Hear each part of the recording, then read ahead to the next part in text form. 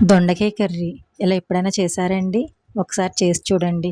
దొండకాయ తినను అన్న వాళ్ళు కూడా లొట్టలేసుకొని మరీ తింటారండి. నాది గ్యారంటీ.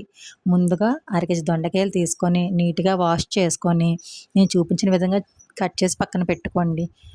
3 పచ్చిమిర్చి, 2 కరివేపాకు రబ్బలు, 3 ఉల్లిపాయలు కట్ చేసి పక్కన పెట్టుకోండి. ప్లేట్‌లో చూపిస్తున్న మసాలా దినుసులు తీసుకొని పెనం మీద కొంచెం ఆయిల్ వేసి ఇవి అందులో వేసి ఫ్రై చేసుకోండి. కొంచెం గోల్డెన్ కలర్లోకి వచ్చాక ఇవి బాగా ఫ్రై అయ్యాక ముందుగా కట్ చేసి పెట్టుకున్నాం కదండి ఉల్లిపాయ ముక్కలు, అవి కూడా ఇందులో వేసేసి మొత్తం మంచిగా ఫ్రై చేసుకోండి.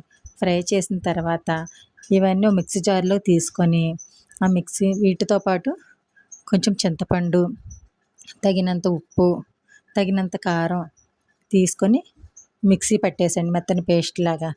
ఇప్పుడు కళాయిలోని కొంచెం ఆయిల్ వేసి తరిగి పెట్టుకున్న పచ్చిమిర్చి ఉన్నాయి కదా, పచ్చిమిర్చి కరివేపాకు వేసి అందులో దొండకాయలు వేసి కొంచెం పసుపు వేసి ఒక 10 మినిట్స్ అలా మగ్గనివ్వండి. 10 మినిట్స్ అయ్యాక ఒక 90% మగ్గిపోతాయండి. మగ్గాక పేస్ట్ చేసుకున్నాం కదండి, ఆ పేస్ట్ ఇందులో వేసి కలపండి. మళ్ళీ ఒక 10 మినిట్స్ అలా కలుపుతూ ఉండి ఆయిల్ పైకి వచ్చే వరకు కలపండి. వాటర్ అయిన అవసరం లేదండి.